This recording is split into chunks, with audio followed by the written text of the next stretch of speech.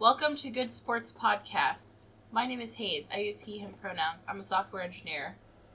I'm M. I am currently a math intern that's going to wrap up in a week. Math intern, whatever that is.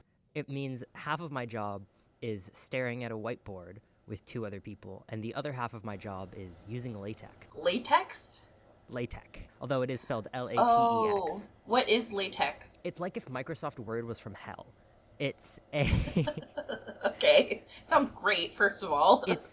I would describe it as like a combination between HTML and Microsoft Word. So Okay. it's a way to render text, and it's designed to make typesetting equations as painless as possible. That being said, there are several features. The easiest way to generate them is to Google LaTeX matrix generator and just use someone else's entire website. Wow. Yeah. I feel like that's how a lot of code is actually being quote-unquote written. Yeah. Is just copy and pasted or from AI. Let's be real. Yes, but this is not technically code. This is supposed to be math's equivalent of Microsoft Word. Wow. Fascinating. Yeah. Fascinating stuff, folks. So listen, daddies have bad news for you. Well, not bad news, neutral news. One of us is moving to France. This is not news. I think we talked about this already. Shut up. Let me do the announcement. All right. So we're announcing officially that Em is moving to France.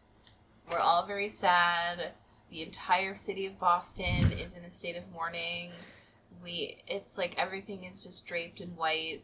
And grandmothers are out in the street crying and wailing. It's been really a tough time here, folks. So yeah, by the time you hear this, Em will probably already have been in France. For like a while. So, yeah. Probably for a while. Because like at the pace that we're currently editing and recording content, it could be quite a while. So yeah, how are you feeling? Like when exactly are you going? And you can't dox yourself because again, this will already have happened in the past. So, well, my visa appointment is right after we finish this recording. Oh. Yeah. Okay. So part of why I'm at, shout out Boston Public Library, part of why I'm at Boston Public Library is because I have just a packet of documents I need to print for that. Damn. So do you have to like prove to them that you love France, or? I have to prove to them that I have a place to live, that I have enough money to support myself, that I actually got accepted to a school that I'm qualified to attend, and that I'm not going to overstay my visa. And how can you prove that in the future? Depending on country of origin, that last question takes up more or less of a portion of the interview. Interesting. So what's going on in your world, friend? Not super much. I got totally roasted a couple weeks ago. So I was out with one of the people from our improv class, and we were watching someone. Was it Hank? It was Hank. And we were watching one of his friends perform on the lute. And afterward, the friend came over and like sat and chatted with us for a little bit. And after we'd been talking for like 5 minutes, friend looks over to me and goes, "You are an improv comedian." Wow. I would have killed myself on the spot. I would have burned down the whole building. I thought about it. Sorry. Turns out they had been to one of our shows, and that's why. Okay. They didn't just clock you out of nowhere. If they had just clocked me out of nowhere, it would have been Jover for me. It would have been Jover for you. And that whole building. Yeah. Frankly. Yeah. And Hank, to be honest. Wow. Nice guy, but... No, he would have... You know what? It's giving collateral damage, you know? I feel like Hank it's giving like the extra in a horror disaster movie, and he just like gets sucked up into the cyclone. Yeah. Sorry, Hank, if you're listening. I'm not generally pro shame, but I do feel like I am. I do feel like in order to be an improv comedian that doesn't annoy everyone around you, you have to be just a little bit ashamed about it. Oh, I'm very ashamed about it. Yeah, that checks out. What, do you think I am ashamed as a person? Because I don't really feel that. No, I don't think so. But I think for people it's just I'm too cool. I think for people who are not generally ashamed as a person, being improv comedians is something that they do find it in their hearts to be ashamed of.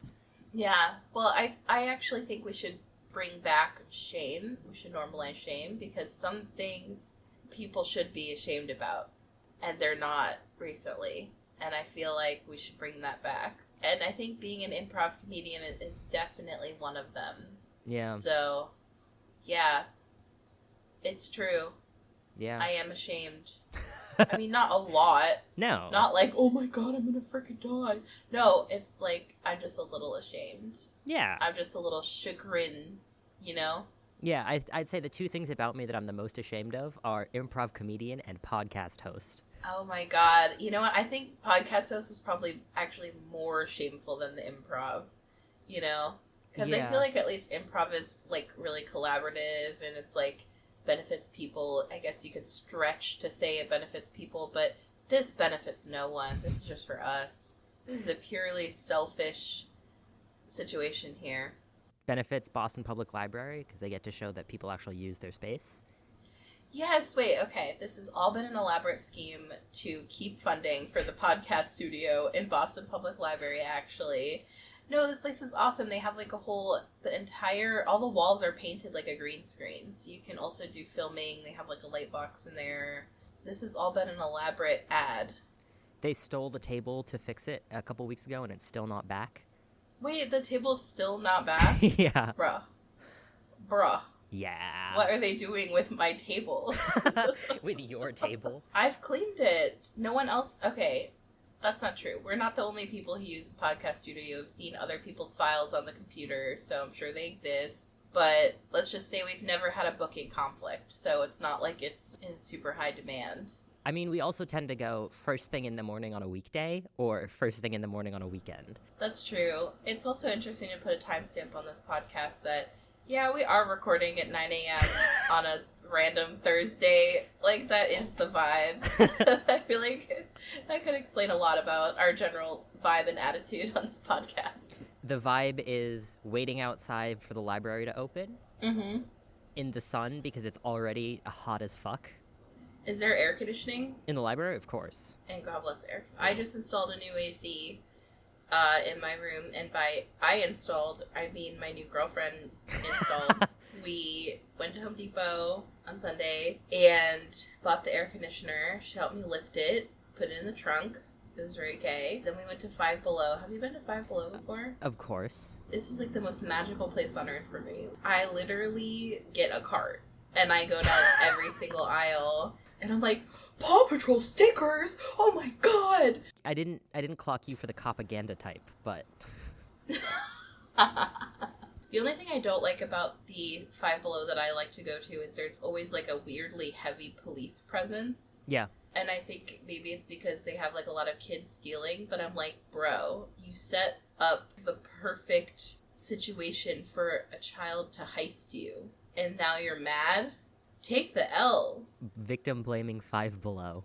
I am victim blaming Five Below because if they didn't want children to steal from their store, they shouldn't have made it so easy to steal from their store and have all the self-checkout. Why do you have self-checkout in your store if you care about stealing? You're inviting it. Coming for all grocery stores. For legal purposes, I have never stolen anything in my life, and I'm not a lawyer, so I wouldn't tell people to steal stuff. So I do have a theft story that I feel comfortable talking about. Oh my god, yeah. So when I was 4 or 5 and my brother was 3, we were in the line at the grocery store. And you know how at the grocery store they will have like a bunch of gift cards sometimes right near the checkout? Yeah. And, you know, they have like some fun pictures on. And so me and my brother took one of each of the gift cards. Oh my god. And we're like made up this game with them on the car ride home. And halfway through, my dad was like, "What do you mean you have a fish card?" What do you mean you have a Red Lobster card? And so he turned around and drove us back and gave back the gift cards. That's so funny. It's like such a useless thing to steal, though, because until they're scanned, they have no value. Yeah. So it's like you stole something, but you also stole nothing. You stole the potential concept of something. And thus began my life of crime. Yeah, that was just the beginning for you. I'm so proud of how far you've come. So 4th of July weekend is happening. What are you doing? Are you going anywhere? I know how patriotic you are. You will not shut up about how much you love America. You want to suck America's dick and titties. So several people have said, well, this might be your last 4th of July for a while because you're going to be leaving for an indefinite period of time. Are you going to like do anything special? And my answer is always, that is answered by the, you're going to be leaving for an indefinite period of time. Yeah. So I might call one of my friends and play board games for like 7 or 8 hours. Whoa. You could not pay me to admit that sentence out loud. And you just volunteered that shit for free. Okay. Yeah. Well, Nice. I say board games. One board game. It's called Hanabi, and it... I know what Hanabi is. And I love Hanabi. Mm-hmm. I think we should play Hanabi on live stream. There's this website that has a bunch of different variations of it. Wow. I didn't know there were variations. I've just played the card game. They add like extra colors that have different rules of like what clues hit them or what clues you can give about them. I feel like you just opened up my skull and reached into my brain and touched the autism part of it. Because I'm like... It's so fun. It's 7 or 8 that hours. Sounds fucking awesome. It's for one game? Is it 7 or 8 hours? No. It's like 20 minutes for one game because we think real hard. And then we go, okay, that went well, that went poorly. Let's analyze. What worked, what didn't? What can we do better in the future? Okay, let's go back in. Oh my god. So who do you play it with? Just random people? No, my best friend from Germany. Oh, cool. Are they still moving to France? Is that still happening? Not imminently, but that's the long-term plan, yeah. Well, France and Germany are much closer than Germany and Boston, so... True. It actually ends up being the same amount of time to get there, but significantly cheaper. And way more comfortable. Like a train from France to Germany, I feel like is better than a plane from Boston to Germany. Well, so what's probably going to end up happening is I'm going to be taking a 12-hour bus overnight. Ew. Because the train is like, you have to take the train from where I'm going to be into Paris, Paris into Berlin, and then another train from Berlin to where he is. Ew. And so if you're doing the bus, you can just get on the bus and go to sleep. And that's just to travel 5 miles. Isn't Europe crazy? That's only to travel 5 miles, y'all. That's a fun fact for today. Germany and France are 5 miles apart, and it takes that long. That's so funny because technically Germany and France are 0 miles apart because they share a border.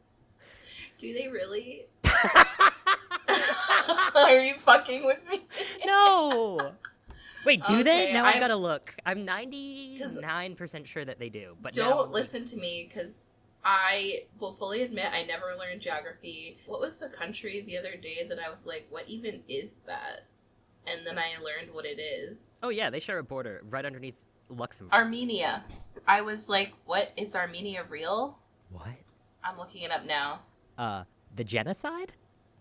No, I knew about the genocide, but I didn't know if it was actually a country or if Armenian people, it was just a genocide. It's kind of like how Persian people are from Iran, but there's no place called Persia. Yeah, not anymore. Mm-hmm. I thought that it was kind of like that. But no, it's a real country. It's in Asia. I'm looking at it on a map right now. It borders Georgia. So it's kind of like in the Middle East, but also near Russia, kind of. It borders another country that I've never heard about called Azerbaijan. Yeah, Azerbaijan. So that's your geography lesson for the day. It also borders Iran, which is way bigger than I thought it was. Oh my god. I mean, I'm just looking at this map and I'm like, whoa, I had no idea it looked like this, like the Middle East. I'm like, whoa. Isn't that sad? More things that most people would not admit at gunpoint that I'm sharing freely with the internet. For a long time, one of my hobbies was, you know that Sporkle quiz, list all the countries in the world? No, I don't know that. It was something that me and a lot of friends did in high school, like as a group, just to like pass time. Uh-huh. And I got really into it when I was procrastinating in college. And there was a time I could list all of the countries, like type just from memory all of the countries in What the hell? under 5 minutes. What the hell, man? I can't do it anymore. I've forgotten a lot of them. I feel like if held to gunpoint, I could list 10 countries. Okay, let's hear what your 10 are. 10 Okay, United things. States. 10 things, 10 things, 10 things, 10 things, 10 things. United States, Canada, Mexico, Germany, France, Did I say Mexico? Yes. England or the UK. Okay. Armenia. Okay. Russia. Okay. China. Okay. Japan. That's 10. That's 10. I could list more. Look at me go. I'd say given 15 minutes, the average person I've talked to about this can get to about 30 to 50. Wow, 30 to 50. Well, see, when I started listing them, I was like, wait, I know more than I thought I did. It's also like once you remember one, you can get like a whole cluster of them. I'm sure you have knowledge of at least 5 Central and Southern American countries. And if you remembered one of them, you'd remember a bunch of other ones. Panama, Brazil, Argentina, Chile, Colombia, Guatemala, Honduras. Yeah, exactly. Look at me go. Mm-hmm. Yeah. It's just about getting into that recall, which is why, like, doing it with a map in front of you, an unlabeled map in front of you, can be helpful. But that's where I struggle, because it's like, well, where do they exist in space? That part, I don't know. Apparently. Because I was like, the Middle East is there? Like, that's how little I was like, whoa, I didn't picture it over there, but okay. This seems wrong, but okay. Speaking of things I would not admit at gunpoint. Hey, that's fine. I have an excuse, okay? I was educated in one of the worst states for education in the United States. So I didn't learn any of that fancy geography stuff. We didn't do geography in school either. Really? Yeah, in 7th grade we had a year called area studies that was extremely broad strokes. I remember one of the units very clearly was, the punchline was, Africa is not a desolate hellhole. There are real people who live there. Yeah. And there's real history of the region. Yeah, and there's like really beautiful and prosperous parts of Africa as well. Yeah. I didn't realize that till I was an adult for sure. That was something they had to impress I don't think most of my classmates realized it at the time either, but that was something they tried really hard to impress on us at like age 12. That's probably good to impress on people. I feel like what was impressed on me at that age was really horrible sex education. Like, if you have sex before marriage, you might die from AIDS.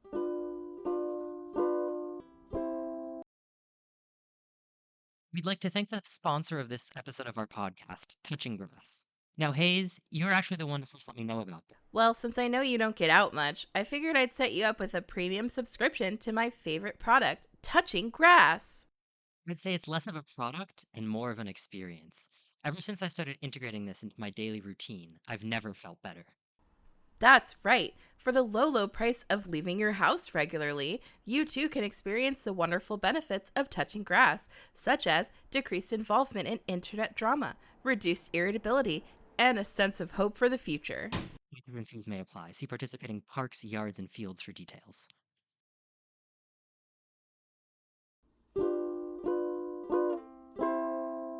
What's going on in your mom's world? Your life is really boring. She got real bad poison ivy. Oh no! Yeah. Em's mom! What you doing outside? It's hot outside. I think it was getting poison ivy. I think it was at Providence Pride or something. I love how your mom is out and I ask you what's going on with you and you're like, I'm a math intern. Mm-hmm. It's my dream job. I love it so much. Well, too bad it's only an internship. Yeah. I mean, the goal is to make that my for real job, professor and all that. I could see you being a professor. I feel like you'd get drunk with power, though. Sorry. I can already see it. See, the problem is, it's not fun to make people's lives miserable when they need you for something. It doesn't benefit you. It's not that it doesn't benefit me. I just don't enjoy having that degree of power over people when it, like, for real matters. Mm-hmm. Just wait. Let's check back in like 6 or 7 years, and we'll see the tyrannical professor. How long do you think it takes to become a professor? 6 or 7 years. I'll be lucky if I have my doctorate by then. Well, really?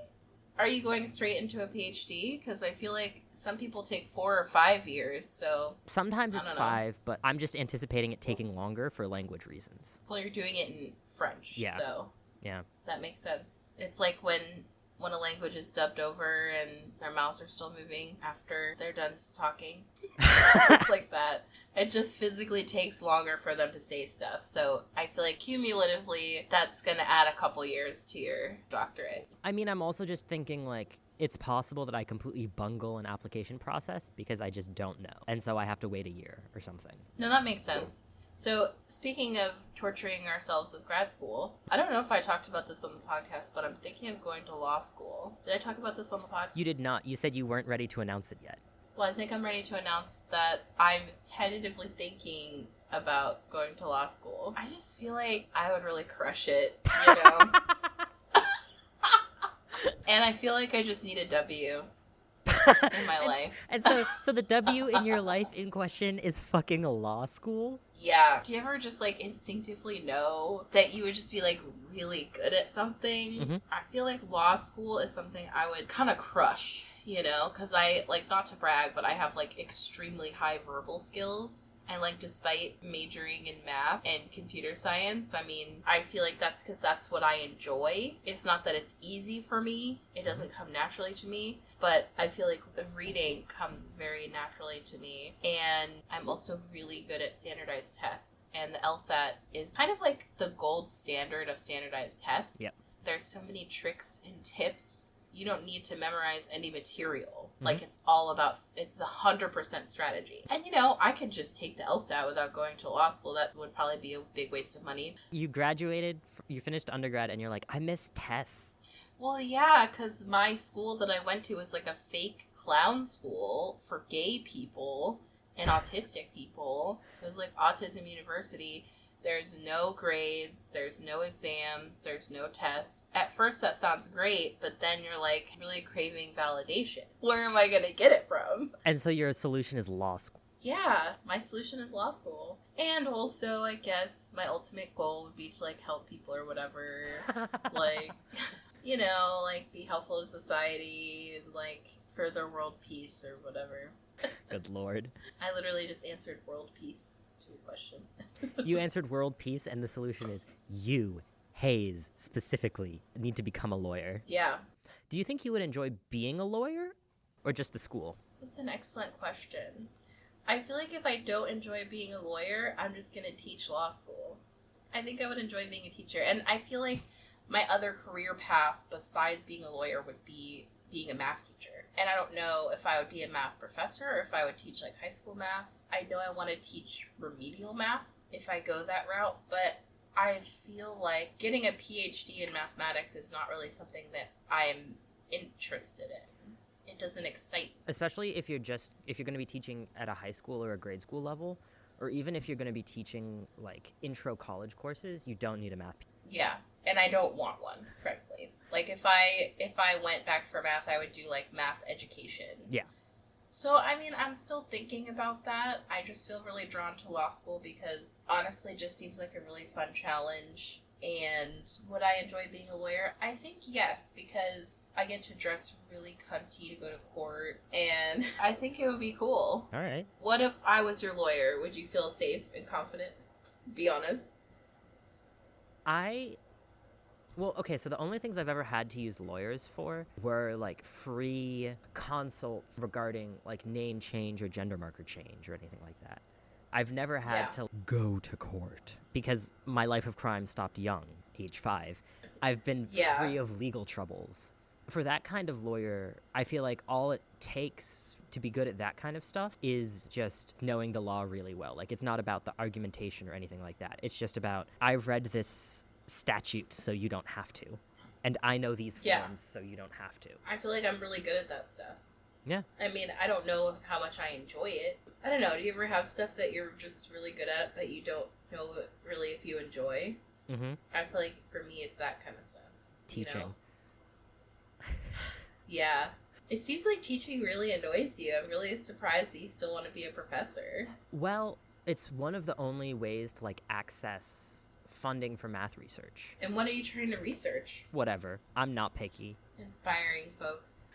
My, like, dream job is as follows. I go into work. No one speaks to me. I get locked in a basement covered wall to wall in blackboard, and food is fed to me through a slat, and I don't get to leave until I finish what I'm working on. Oh, wow. You want to be imprisoned in a math camp. And so the closest modern approximation to that is, I think, math researcher or math professor. And if I say math researcher, people are like, what the fuck does that mean? So I usually say math professor. I see. But you really want to be more focused on the research. Teaching is just a means to an end for you. You don't care about your students at all. I see. Well, I care about my students, and that's part of why teaching is so hard, is because it's like, I was a tutor before and I had maybe 15 students at a time, and it's like, god damn, these 15 people are like depending on me to explain how integration by parts works, and they just don't understand it. Or yeah, that's what they need you for. we've spent 4 hours on it and they finally understand it.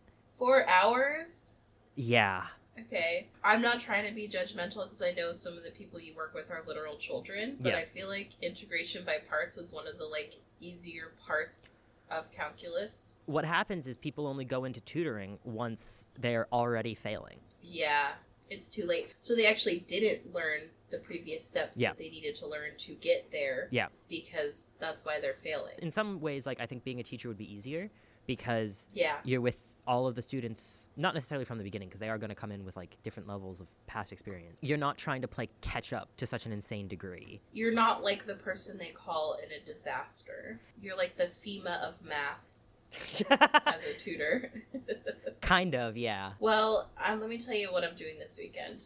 Go for it. So I rented a yurt. Uh-huh. I rented a yurt in Vermont. Do you know what a yurt is? Yes, we talked about this when you were driving me home. Well, we weren't recording then. So, for the audience, yes, I do know what a yurt is, but just in case other people don't know, what is a yurt? So a yurt, it's like when you squirt yogurt. And what are you renting to make that happen? I just rented a pool of it. Or like a vat. I'm picturing, you know those clowns that will like have the fake flowers that will like squirt water on you? Except it squirts yogurt. Except it squirts yogurt and it's just absolutely Yes. vile. Yeah, except it's so thick it can't like squirt out like the water. It just kind of like dribbles out.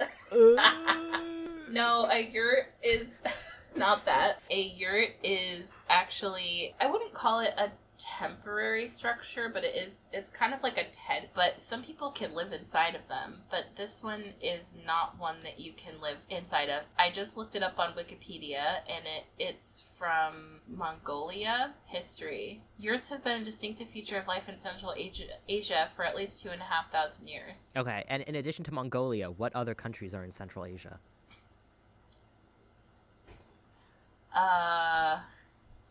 Hold on, let me go back to the map.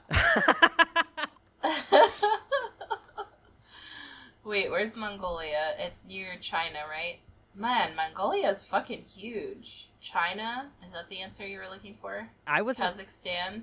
I wasn't looking for any specific answer. I just was curious if you would have any, considering you were just Yeah. talking about countries not in that region, but adjacent to that region. Yeah, I was lucky that I already had the map pulled up because I was looking at Armenia, so... So a yurt is like, it's like a fancy tent. Basically, under the campground website, they listed it as glamping. I don't know that I would call it Like, glamping is like, ooh, You have a it's bed. fancy. I do have a bed, yeah. That's pretty glamping. Okay, but I have to bring my own sheets for the bed, which I think is weird. But I'm like, whatever. I think even if I didn't have to, I would bring my own sheets for that anyway, just because I don't want yurt sheets. Wow.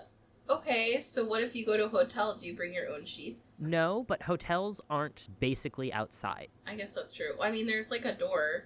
It's lifted off the ground. It's like insulated from the outside, but it is closer to a tent than it is to a building. I have a very big thing about bugs. Me too. And so I would be bringing my own sheets to that just because it's, in terms of bugs, it's much more like being outside than it is like being inside. Yeah, that's true.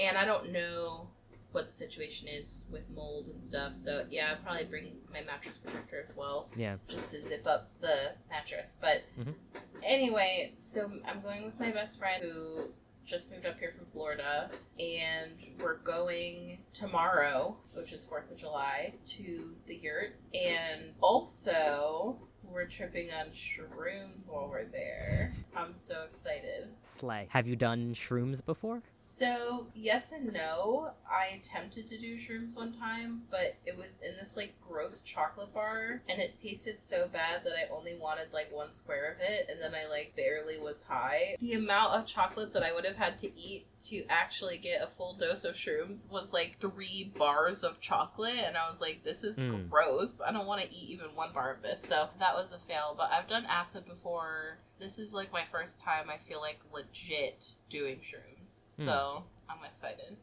Nice. Have you ever... I don't want to mess with hallucinogens in general. That's fair. Because of some family history with mental issues. You really gotta be aware of those mental issues. It's not worth it for me to potentially have a psychotic break. Yeah, I would definitely agree with that statement. And, like, again, not a doctor, but, like, if you have family history of psychosis, or if you have a personal history of psychosis, you probably should not take psychedelic drugs. Yeah, none of the fun drugs. Well, I mean, you could take, I guess, weed, but I feel like even that is still a psychoactive drug. Yeah, I've personally had bad experiences with weed, unrelated to that. Tell me more. Well, I would say the crowning bad experience with weed was I was of a legal age to be taking marijuana. Okay, thanks for clarifying. And I wasn't even that high. Me and some of my friends were in a dorm room. We were all going to get high and watch The Matrix. And we, like, stopped halfway through because they wanted Taco Bell. So they all ordered Taco Bell. Or there were 2 other people and me. So they ordered Taco Bell. And I tagged along something. And when the Taco Bell arrived, there were 3 of us. At this point, I was lying on the floor and I couldn't stop twitching. Like, all over your body? Or just, like, your hand or something? Like, all 4 of my limbs. And my torso what sometimes. The And they were like, well, okay, we're both too high for either of us to go get it individually. So we have to go get it together. We're going to put the weighted blanket on you, and we'll be right back. Oh, no. So, weed, I didn't have a concept of the passage of time. I couldn't get out from underneath the weighted blanket. You're, like, paralyzed. Basically. And... eventually they came back. Taco Bell fucked up my order. I wasn't eating meat at that time. They put meat in it. Yeah, I'm sure it was them who fucked up the order and not the high as fuck teenagers placing their order online. I got something that by default had no meat in it because I didn't trust myself to remove it correctly. And they still put meat in it. They were like, this guy probably wants meat. Yeah. Oh, no. And then I got high like 5 or 6... twitching? Yeah, I got high like 5 or 6 more times after that. And you went back for more after that experience? A year plus later. Okay. Did you twitch those times too? No, but it just wasn't an enjoyable experience because the brain fog persists for like a week afterward for me. Oh my god. And so it's like... Damn. With alcohol, you're hungover the next day, and if you drink really a lot, you might be feeling a little bit shit 2 days later. But you're not like... Yeah. You're not like... next weekend still taking an extra little bit of time. And that was my experience with weed, is like I'm not, and I wasn't even getting that high. Plus edibles are expensive. Wow. And smoking / vaping I'm too much of a baby for. I used to, that's so interesting that it lasts like a week of brain fog. I feel like if I had a week of brain fog, I wouldn't do it either because that's crazy. But like it tapers off. It's not full strength the whole time, but it's still... No, but the fact that you're still feeling it weeks later, that's unusual. Yeah. I'm a sensitive little baby. Oh, my little baby boy is so sensitive. I'm just a little guy, and it's my birthday. Oh, on his birthday present at his birthday party. For me, I didn't really get into weed until I developed chronic pain. And I needed a way. It is great for that. And again, not a doctor. I'm not giving advice. I'm just saying it's been great for me for that. And when you're in pain 24 hours a day, like even when you sleep, I feel like giving your brain a reprieve of like, I can reliably be relaxed and have positive serotonin flowing at least sometimes is really good for my mental health, you know? Yeah, totally. Because it really wears on you psychologically to be in pain all the time. And so I don't even really necessarily know how much it's helping me physically, but I think emotionally and mentally it's pretty important. And I feel like we don't talk about that enough with chronic pain. Yeah, it sucks being in pain all the time. It hurts, like people can conceptualize that, but I don't think people realize how much it wears on you mentally. Oh, yeah. And like it was getting to the point where I was crying like every day, just totally mentally worn down from having to live my life and do all the things I was normally doing, but then having the layer of being in pain. Mm-hmm. And then having to learn basically how to like function as like a totally different person. Yeah. Because I wasn't born with my disabilities, so this was something that, unfortunately, I acquired. You went down to the store, you acquired it, and then you said, oh no, can I return it? Well, I actually stole it from a self-checkout, so I can't return it because I didn't buy it. And then I think someone told me, why don't you try edibles and with like CBD? And I was like, yeah. And then I was like, wow, this actually really is helping me. So now I'm like a daily edible taker, and it's awesome. Yeah. The first couple times I tried weed, I was still wearing a binder all the time, and... Oh, no.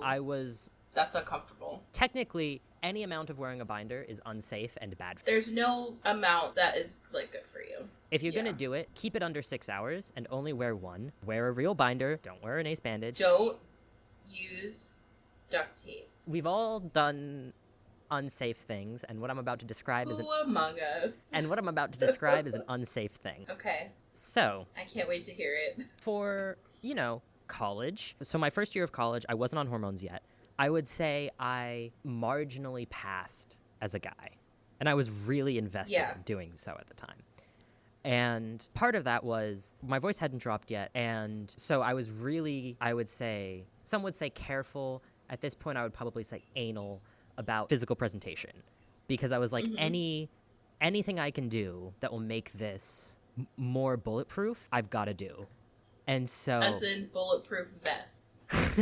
Well, as in, like, baggy clothing, hoodie if it's 95 degrees out, etc. Yeah, been there. And so, also, college, sometimes you'll have, like, 12-hour days where you're, like, outside with... Yeah. And so, I was having 6 to 12-hour days every day. With your binder on. Yes. Sometimes crashing on friends' floors. Definitely never sleep in a binder. Definitely never go and play the clarinet in a binder.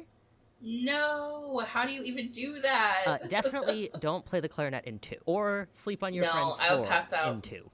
I'd pass the fuck out. Especially not if it's a 95-degree day. So I had a friend who played the trumpet, and we were both binding at the time. We were in pep band. Whenever we were doing that, anytime we would have a break, we would go inside the band building and just lie on the floor. You're both, like, panting like dogs on No, the literally. floor. And we would, like, lie on the floor and, like, do our best to put our arms above our head, and we just couldn't. And then we'd get the text that it's time to go back out, and we just go back out. And so the first couple times I did weed, it was because, like, for people who have never worn a binder or who have never seen one, it's shapewear, basically, designed to compress your breasts. And I would describe it as spandex in the back and cardboard in the front. Yeah. It's like you can't really fully take a deep breath. Yeah. Necessarily, especially if you're wearing one that's too small, which people love to do. Mm-hmm. I have also been guilty of that, but then it just stretches out if it's too small. That's just my experience. So you did weed in the binder. In 2 binders. In 1, I was smart about that. Were you smoking? No. God, no. I was gonna say, I think I would, like, pass out if I tried to smoke in a binder. I didn't smoke until well after I had recovered from top surgery. Okay, good. The first couple times I did edibles were because I was like, I am in pain all the time. From your binder? From my binder, which also, for me, added an extra dimension of, like, being crazy, because it's technically self-inflicted. Yes, it is. No, it isn't. Yes, it is. No, it isn't. And, like, there were definitely things I could have done to mitigate it, but it was, like, it, like, added an extra dimension of, technically, I can just, like, stop doing this, but also, it's, like, tied up in all of these other things. And it's, like, physically, you could have not done it. Yeah. But emotionally, mentally, and not to go on to my soapbox, but this is why the most recent Supreme Court ruling really pisses me off, because both of us as trans people have resorted to extremely unsafe binding measures because we didn't have access to what we needed. Mm-hmm. So for me, I didn't have access to binders at all, like in high school. So I would do saran wrap. I would do duct tape. The saran wrap really didn't work. So I did duct tape, and that's really bad for you. Mm-hmm. It's just objectively bad for you, and it's not safe. And I was living in Florida where it's like 100 degrees, and I would like literally, and I couldn't bend over like at all. And then every day at gym, I was like having to come up with like a new excuse because I can't take my duct tape off. If I had had access to a binder or to surgery, for you, if you had had earlier access to surgery, like, do you think that would have been beneficial to you? And hormones as well. I also was in the Wild West for a while. Especially for me, it got better when I was around 16 or 17. But before that, there was like 3 years where I was doing a bunch of stuff, like in that vein. I'd never used duct tape or anything, but like in that same vein. And I definitely think socially, it definitely puts a damper on like what you can do, because I was wearing jeans and a hoodie all the time. Yep. And so it's like, oh, do you want to go hang out at my place after school? Can't do that. I have to get home immediately so that I can not die to death. Pass out and die to death. Yeah. Or like, hey, do you want to do sports? Well, I can never do that. And that's not even getting into like which sports team are you going to be on. I couldn't do I couldn't run. I could barely walk. Yeah. And so, yeah. I think also even ignoring all of the internal struggles that come from living in a body that doesn't match what you want, it also really inhibits the kind of relationships you can. Yeah. Obviously, high school partners are not in it for the long run, except for you who got married, but then still divorced. Yeah. So that's not long run either. But no. But like, I ended up breaking up with one of my girlfriends in high school because she asked me like, wait, are you trans? And then I just never responded, freaked out so bad, and broke up with her a couple weeks later. And it like didn't take a brain genius to, especially if, like, we were dating. Yeah. But it's just like, it's pretty obvious. Yeah. And yeah, so to me, from my perspective, I'm like, this is kind of a harm reduction for sure question. And I feel like people aren't treating it like a harm reduction question because they think, well, if we ban young people from having access to hormones and surgery and puberty blockers, then they'll just be cis. And that's not reality. The reality is that if you deny young people access to hormones, puberty blockers, and surgery, then they will wrap duct tape around their rib cage while they're still growing. And that's really not cool. And they will do potentially dangerous things. And here's the thing that I feel like I want to say, like you said earlier, like not fitting in the body or not liking your body, you know, not having your body match. And I'm like, isn't that everyone? But just to different degrees, you know, it's like no one is born in the perfect body that is perfect. Well, yeah, because we were all born as babies. Yeah, and have you seen those things? They look fucking freaky when they first come out. They look fucking freaky, man. They look like stringy little fucking alien creatures when they first come out. Have you seen a newborn one, like, in person? Yeah, it's not like, in person, but yeah. Their cheeks are, like, sunken in. They look like haunted dolls. Anyway, that's beside the point.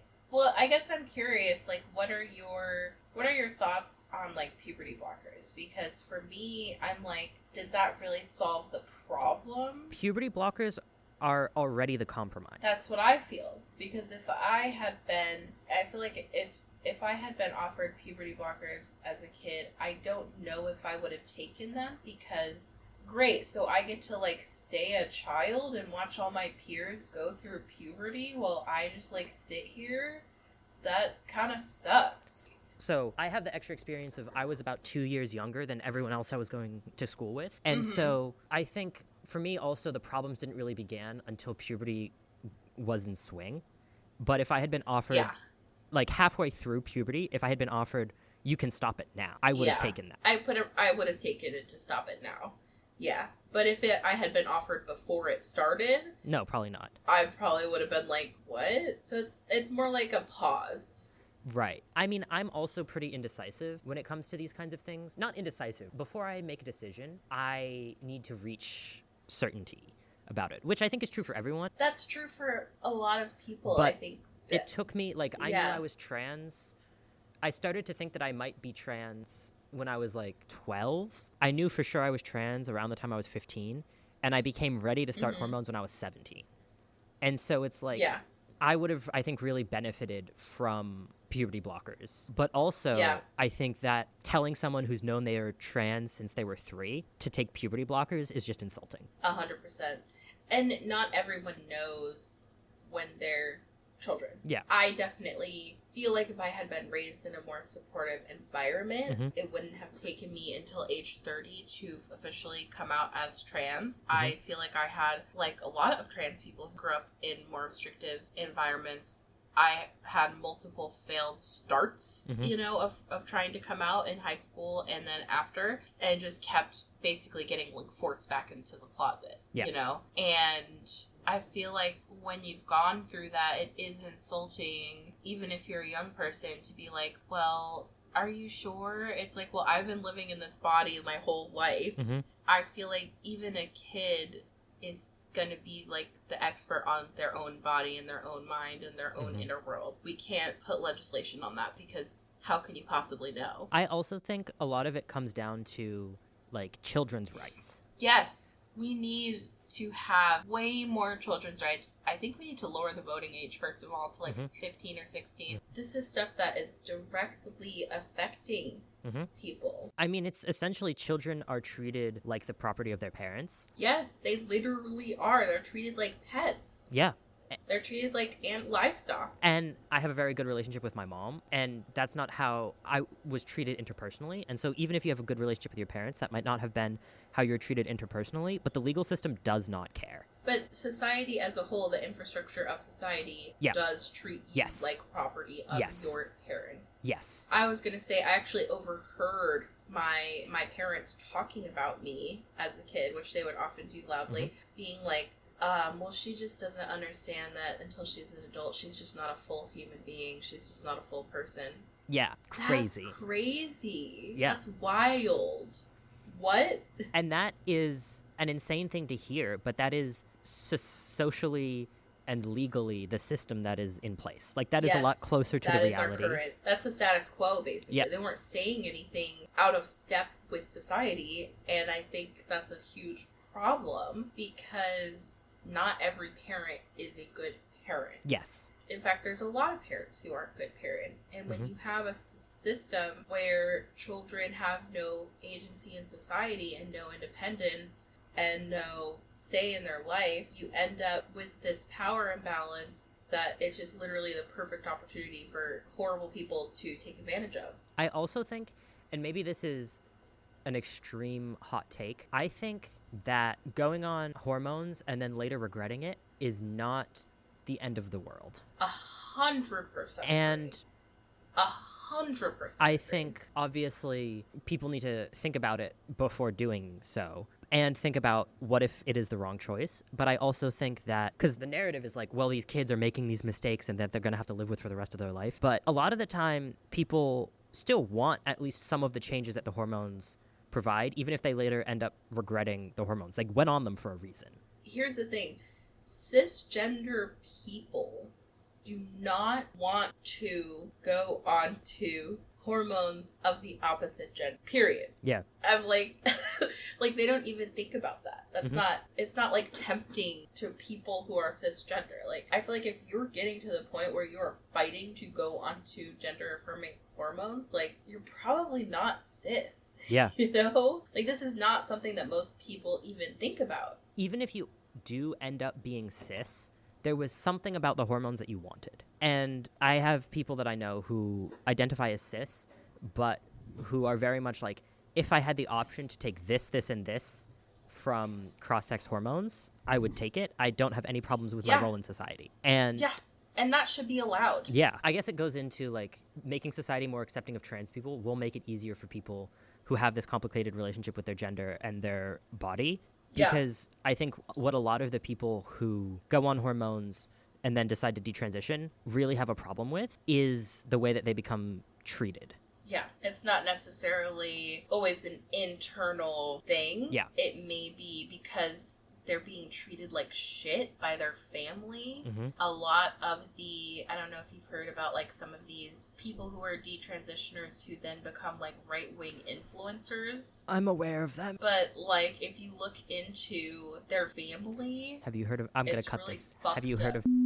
That's exactly who I was talking about. That's exactly who I was talking about. We could just bleep the name. Yeah. If you look at this person's, literally a single picture of this person, and they're wearing like 5 different prints and a bow tie. This person is not cis. Look at them. And it's like, I feel bad for that person, but also, that's your choice. Don't put it onto other people. Yeah. Just because detransitioning was for you doesn't mean that every trans person needs to detransition. Detransition is almost like an incorrect term.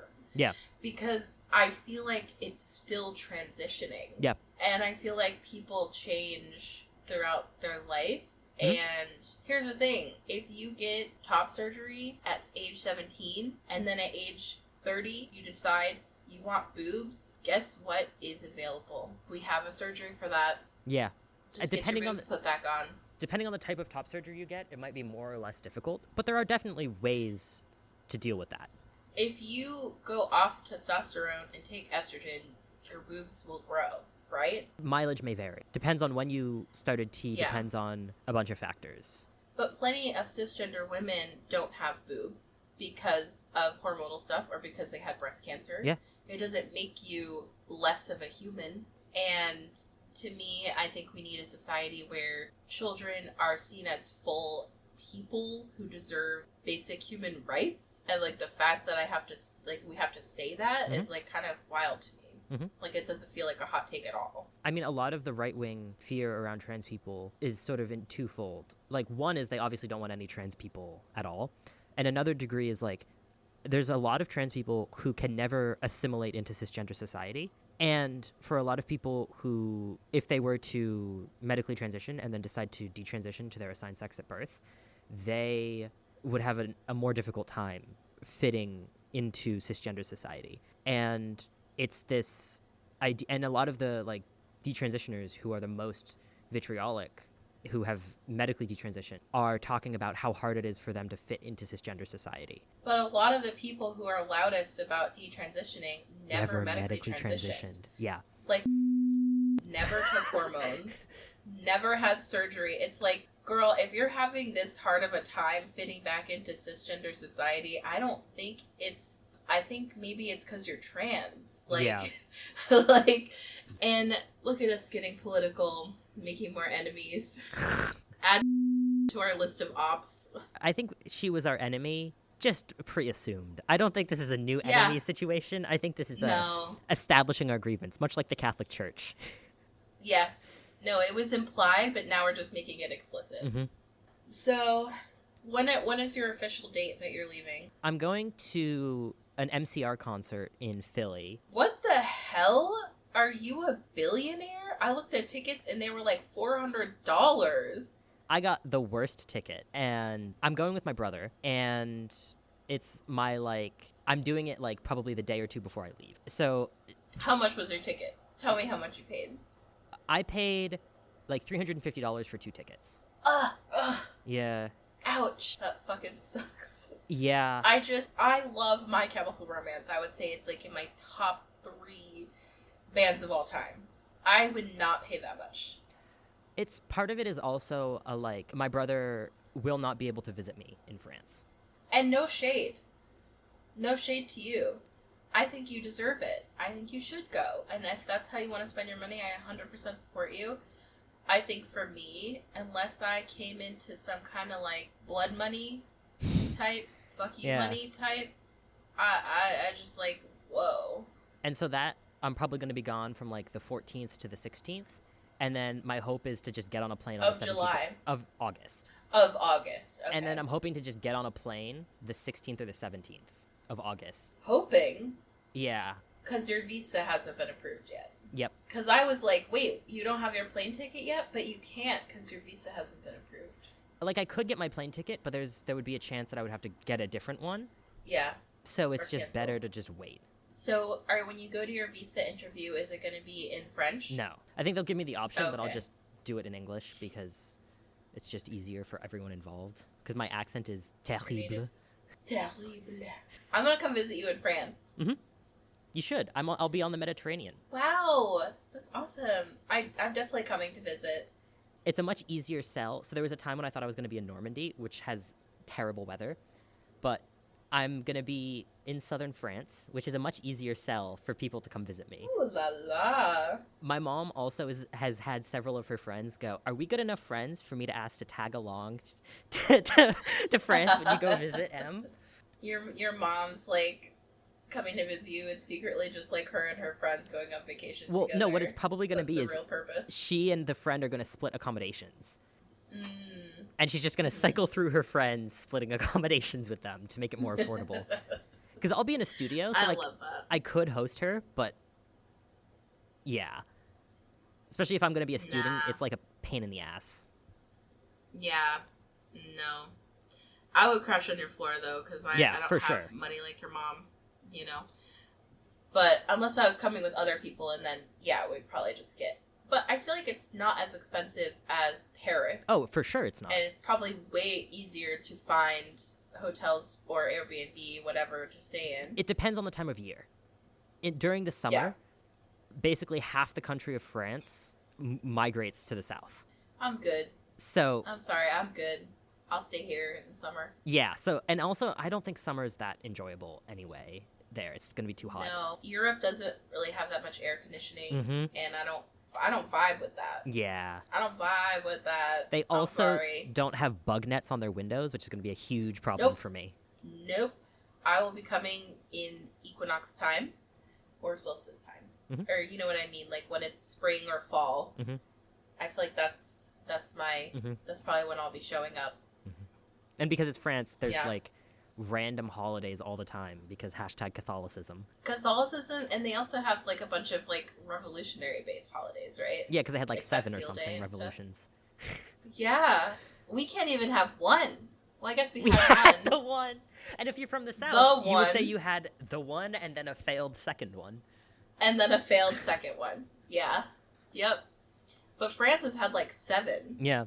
Well, it's been real. You know, sorry if it was kind of a more low energy day. I feel like I've literally had some kind of social plan every single night for the last 2+ weeks. Same. So I feel like I'm just kind of in a state of like social burnout a little bit. But yeah, it was great talking to you, friend. And hopefully we will have another interview episode soon. But part of me is like, I feel like this podcast is turning into a just chatting podcast, and then it's randomly interspersed with like one interview episode. I think versus, so, like, yeah. being an interview podcast with random just chatting. I feel like we've kind of Yeah. gone the other way. Yeah. You know? Which I'm fine with. I am too. like our just chatting episodes. They don't take any planning or Yeah. coordination. Yeah. You know? Yeah. So Just we're not a political podcast, and then half of our just chatting episodes are like, so trans Political. discourse. yeah, let's get involved in like some of the most controversial political discourse available to us. But I right also now. feel like just by existing as trans people, we're doing that anyway. Well, I feel like I didn't ask for my identity to be politicized, but basically every identity I have is heavily politicized, so I have no choice but to engage. Like, this is going to sound really brain poisoned, but I don't really consider talking about trans discourse to be political for me, just because when people are like, oh, I don't want to talk about politics, like, that's not for me talking about politics. That's just a facet of what That's I have life. to deal with. Yeah. And so, like, politics would be 100%. like, it would be like, so did you hear about this Trump tweet or the Trump-Musk incident? beef? Yeah. The And that's not. bill, or yeah, Yeah. no, I'm not interested in talking about that. But I agree. I do resent when people say, if someone says to me, "Oh, I'll talk to you, but I don't want to talk about politics," my hackles are instantly up because I'm like, What do you mean? what do you mean by politics? Like, what do you define as politics? Is me bringing up anything about myself going to be too political for you? Like, or like when there's a black character in a video game and people are like, "This is political," and I'm like, "What?" Yeah. Like, people of color existing is political? Okay. In some ways it is, just because everything is political all the time. But when people say it like that, they like a black character existing is as political as a white character existing. But when people say it like that, that's not what they're referring to. It was good talking to you, friend. Check us out on social media, tumblr.com, www.goodsportspodcast.tumblr.com. But yeah, we don't really have an outro. Shout out to BPL. Shout out to the Catholic Church. Whatever an anti-shout out to is. All right. Bye, friend. Bye. Thank you for listening to Good Sports Podcast. I've been Hayes. And I've been Em, and this has continued to not be a sports podcast. Remember to follow us on Tumblr at goodsportspodcast.tumblr.com. Our asks are open, so drop your opinions, and you may be featured on a future episode. Our podcast art was done by Ellis. You can follow them on Instagram at digitalfuture.cat. Love us, hate us, let us know by leaving a review and rating us 5 stars on your podcast app of choice. And remember to always be a good sport. Good Sports Podcast, where everything is gonna be alright.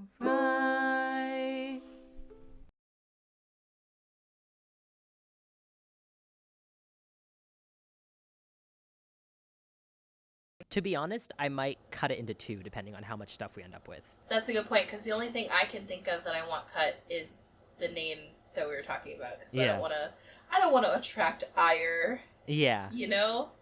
Criticizing the Catholic Church is one thing, where it's like, yeah, they don't give a shit about us. You know, they're not coming after us. Mm-hmm. But, like, this person doesn't have a real job. Yeah. This person doesn't have a real job. She doesn't have any real interests or passions. Beyond sitting on Twitter cyberbullying people, yeah. She lives on the internet, that's where our podcast is. So I'm like, I'm not attracting ire from this person. Well, you see, what we could do is when we publish this episode, put her name in the metadata, and try to try to get this episode to show up.